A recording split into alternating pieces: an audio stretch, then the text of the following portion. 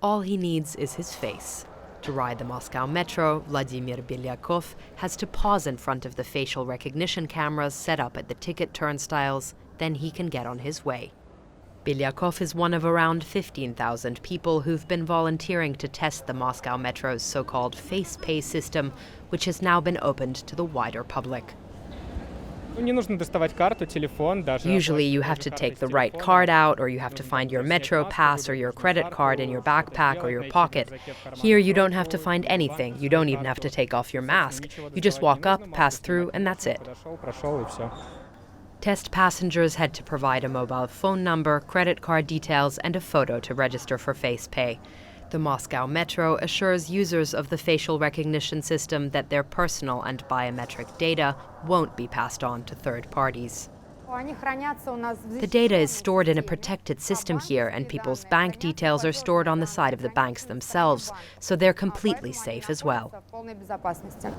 Moscow's Department of Transport says face pay allows passengers to pay for their ride 3 times faster than usual.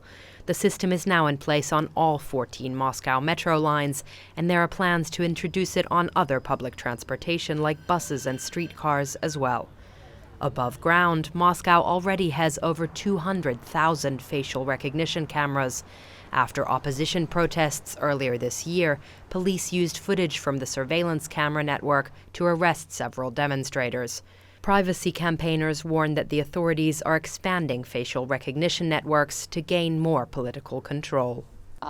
The danger is that they say that the 220,000 facial recognition cameras are all for our safety, but actually they're collecting data. And even the Moscow mayor has said that from that database it becomes clear who you spend time with and how long for. Your social circles will be identified, and that information can definitely be used for political purposes and against Kremlin critics. In Moscow, the reactions to the idea of the facial recognition system on the subway are mixed. We are losing control while it's becoming easier for the government to control us. It's logical to have this system because there's the danger of terrorist attacks, so I'm in favor of it. I'm conservative, I guess. I don't want to sign up to this stuff. It's scary. Face pay test passenger Vladimir Belyakov plans to keep using the system now that it's being rolled out, and he's not too concerned about privacy issues. There are cameras everywhere already, so I don't think this is a big deal. It doesn't scare me.